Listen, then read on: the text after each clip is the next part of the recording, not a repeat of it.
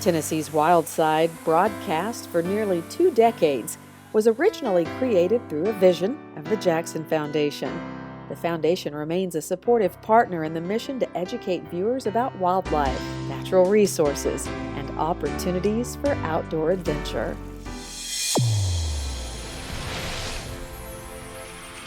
Wild Side is produced by Rockwater TV with support from Tennessee State Parks, where you can discover our state's diverse heritage through spectacular landscapes, family-friendly recreation, and affordable lodging.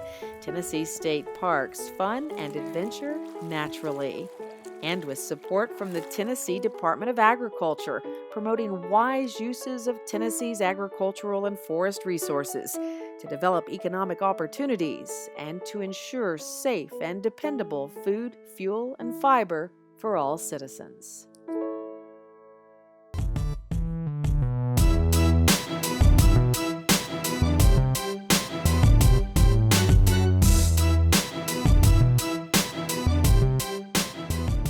Hi friends, welcome to the Wild Side. I'm Steve Hall.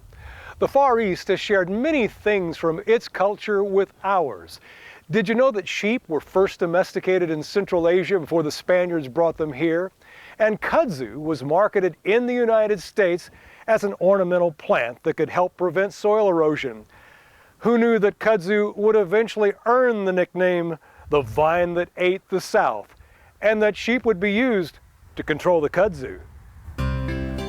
A special delivery of hay is intended for these sheep, but try telling that to Gaia, the Great Pyrenees sheepdog.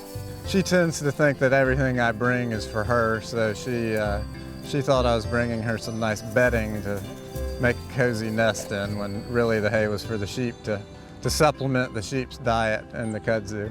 Until the first whisper of winter, no supplement was needed because these Katahdin hair sheep seem as crazy for kudzu as a certain animated bird is cuckoo for Cocoa Puffs.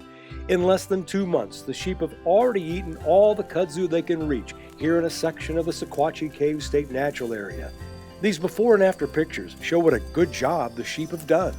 Kudzu is probably the most vigorous invasive plant in the country, really. The areas that the sheep can't reach, that's what this entire 2 acres looked like, just a solid mass of green leaves. So they've eaten a lot of leaves. Grab this, here, grab that, pull. And when a friendly zoologist pulls high clinging vines down to the ground, the sheep quickly abandon the hay for a crunchy kudzu treat. I absolutely love the sheep being here. When you see kudzu vines, aerial vines, yay big around, that tells you that you need to do more on the ground to prevent the kudzu from having that much time to get that big. Those sheep are going to give us that opportunity. We'll do some leg work, killing some of the aerial stuff, and the rest is all on them. Kudzu is a vine originally from Asia. It was brought to the United States, and ever since then has just been swallowing up the landscape here in the southeast. And it creeps up trees, gets into the canopy, completely eliminates sunlight from reaching any plant underneath of it. And so eventually the trees that it climbs and the plants in the understory will all die. Since there's nothing natural about kudzu being anywhere in the United States, it is certainly not welcome to strangle native wildlife in a state natural area. And this is a place where poisoning the runaway plant is not a good option. The site is significant because we have a federally endangered snail, and one of our management issues here is that there's kudzu on property, and because of that snail we can't use herbicide, or we try to minimize our herbicide use at this site so it doesn't affect the water quality in the snail. These herbicides basically will just create a dead zone here that could take the land and the surrounding environment decades to recover from. So in our case, using the sheep, we're hurting the plant that we're wanting to hurt, but we're actually improving the overall ecosystem here by, they're adding fertility to the land, and it's just a very natural way to manage the plant.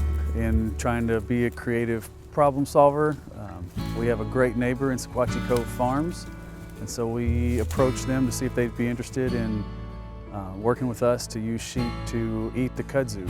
It helps out that our farm is just 5 minutes or less than 5 minutes down the road from here. This is the first time Sequatchie Cove Farm has fought an ecological battle against kudzu, but it's the kind of creativity that can help small farms overcome financial challenges. And doing things the natural way certainly fits within the family's organic philosophy. Sequatchie Cove Farm is my parents' farm, but I live on the property with my grandparents and then my children as well. So we have 4 generations living on the same piece of property. And we've just, from the beginning, about a little over 20 years ago when my parents started it, it's always had the vision of being a sustainable farm that works with the land and produces vegetables and meats, and now we have cheese as well. And the cheeses, they're sold nationwide. You can find Sequatchie Cove Creamery cheese from San Francisco to New York City. Everything that we do is we do the kind of old natural way that we try to not only improve the soil and our environment, but we also strive to produce the healthiest possible end product to sell to the communities. And now the Sequatchie Cove Farm sheep are helping maintain the health of a neighbor, Sequatchie Cave State Natural Area, and its endangered resident, the tiny royal snail. Extremely rare royal snail. That's him. Oh, it's so little. That's full grown. What has drawn me to Sequatchie Cave for almost 25 years now is this little old aquatic snail, the royal snail that lives here, and more recently the Sequatchie caddisfly. Sequatchie has all these rare species, both in the water behind me and in the cave as well. But Sequatchie has always been about people. And this place has been loved for over 100 years. And over time, this has become the meeting place for this part of Marion County and the surrounding areas.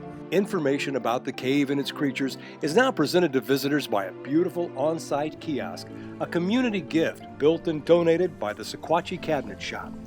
And while the royal snail is a permanent resident here, the sheep are taking the winter off. Kudzu is dormant during the coldest time of year, but comes back strong in the spring, and so will the sheep. Getting rid of kudzu is a multi-year proposition. It takes dedication over many years, and so this is kind of our first step. We're using the sheep to graze it down as much as possible. That'll allow us to get in there where we can walk around and kind of see what the landscape looks like and do some mechanical removal. We'll pull vines, we'll dig up some of the roots, we'll cut the vines that are climbing the trees, and then everything that's aerial will die, and we can bring the sheep back in and focus on the new growth that'll be on the ground. And while the sheep focus on the kudzu, Gaia will be focusing on the sheep. After all, the dog's got to have a little fun while he's protecting the herd from predators. And the shepherd is also enjoying his job. It's been really exciting being a part of this project, and it's been fun to see that the animals have been thriving from eating the kudzu, and they're doing a really good job at defoliating the plant, so it seems like a big success.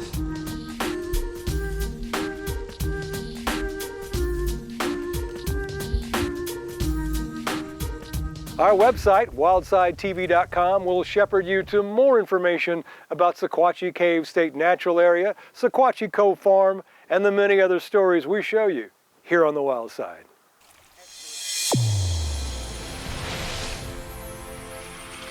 Wild Side is produced by Rockwater TV with support from Tennessee State Parks, where you can discover our state's diverse heritage through spectacular landscapes, family-friendly recreation, and affordable lodging.